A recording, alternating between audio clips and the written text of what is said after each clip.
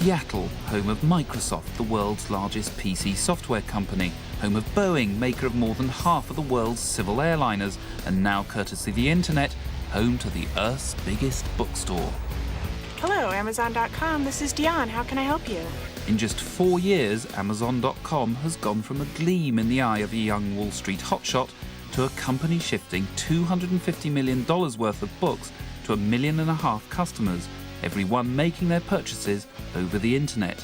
But when your corporate HQ is over a dry cleaners in a low-rent building, how can you call yourself the Earth's largest bookstore? Well, we're certainly the largest by number of titles that we offer for sale. The wake-up call was seeing web usage grow at 2,300% a year. And the question was, what's the first best product to sell online? I made a list of 20 different products and sort of force-ranked them according to several different criteria, and ultimately picked books. There are probably 3 million books in print at any one time, 10 times as many as there are music CDs, and even the largest physical bookstore can only stock a fraction of them. But being virtual, Amazon doesn't have to worry about expensive premises on the high street with or without cappuccinos and comfy chairs. Instead, it has a warehouse distinctly on the wrong side of the tracks. It may not look like a bookshop, but it's certainly big.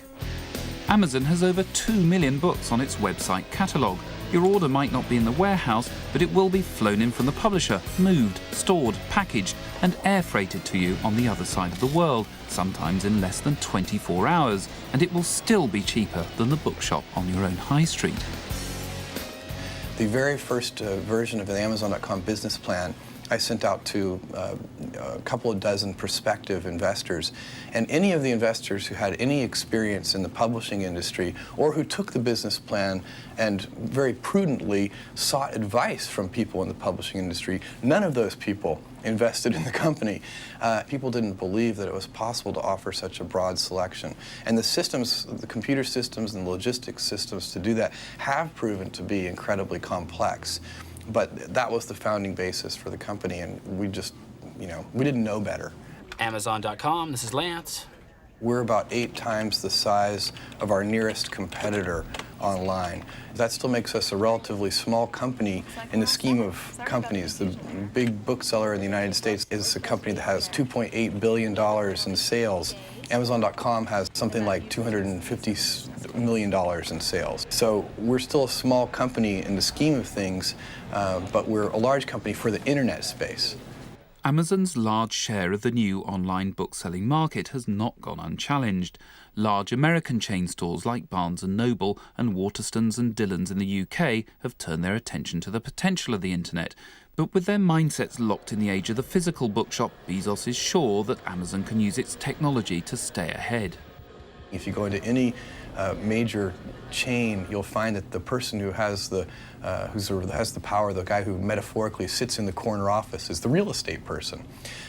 In online retailing, the #1 competency that you need is technology.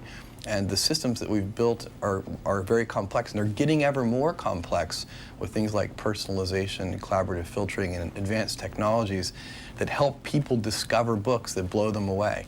There are probably 500 books out there in and amongst the millions of books that exist that could have that same effect on you. But finding them is incredibly hard. Barely a day goes by without Amazon's site offering a new way for you to select books, be they similar titles to ones you've already purchased, or consumer reviews, or expert associates who offer their own favourites, all one click away. And this is how Bezos thinks Amazon can compete with the real experience of visiting a bookshop. I'm a fairly outgoing person, but when I'm in a bookshop, I never go up to somebody and say, tap them on the shoulder and say, is that any good? Should I be reading this? Online, people are much more willing to interact with one another. And the physical separation probably reduces the, sort of the intimidation factor and so on. And you can tell very quickly whether you're talking to somebody online who is smart and, whether they actually know what they're talking about. And then you can get great recommendations and do all sorts of interesting things.